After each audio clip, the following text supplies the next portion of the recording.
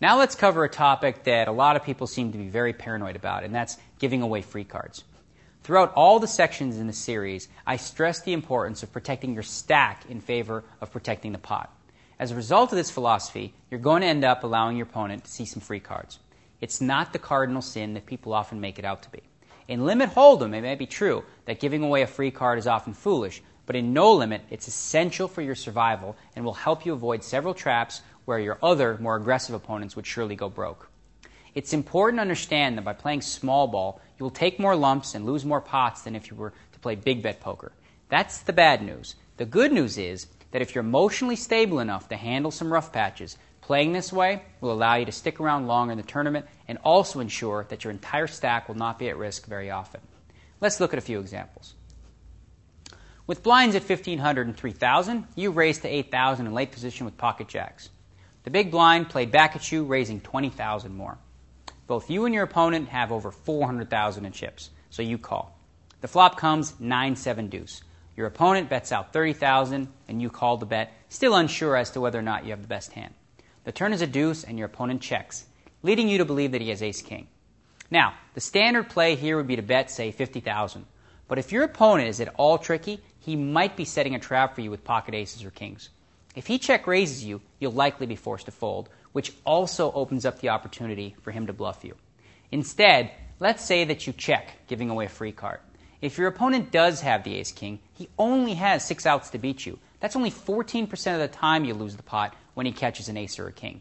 At the same time, if your opponent was trapping with aces or kings, you give yourself a free card at hitting one of the 2 remaining jacks. If the river card is a blank, your opponent will probably bet with aces or kings, at which time you can make a judgment call as to whether your jacks are good. If your opponent checks the river, then you should look to value bet your jacks. By that point, he may call you with just ace high since you showed weakness on the turn. If he has a hand like pocket sixes or pocket eights, then it's very likely that he'll call a value bet of about 50,000. You know, that hand reminds me of a story that Gus Hansen once told me about a hand he played against a player he knew very well. It's almost identical, actually. Gus raised with jacks, and the big blind re-raised them. Gus knew that he was a tight player and probably had ace-king or a better pair, so he decided to just call and see what the flop was. The flop was 7-deuce-3, and the player checked to Gus.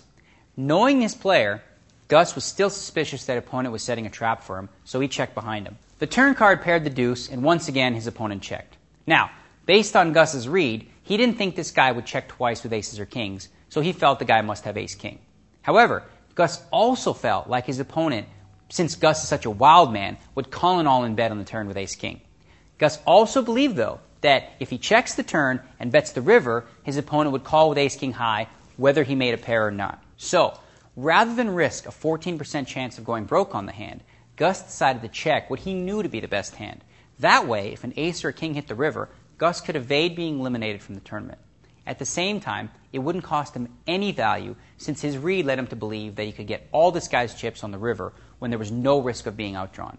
Now, this is obviously a very extreme example of a situation where Gus had a dead read on his opponent, but it helps to illustrate the bigger lesson. That is, it's often better to allow an opponent to outdraw you by giving him a free card in a smaller pot than it is to play a big pot for your tournament life where you could take a bad beat and be eliminated from the tournament.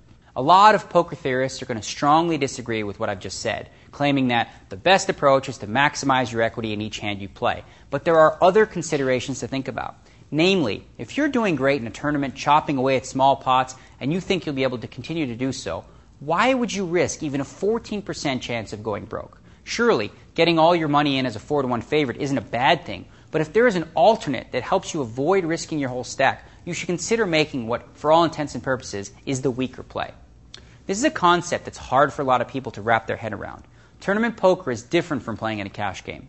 When you play for money, all that matters is that you make the right play and get the highest expected value.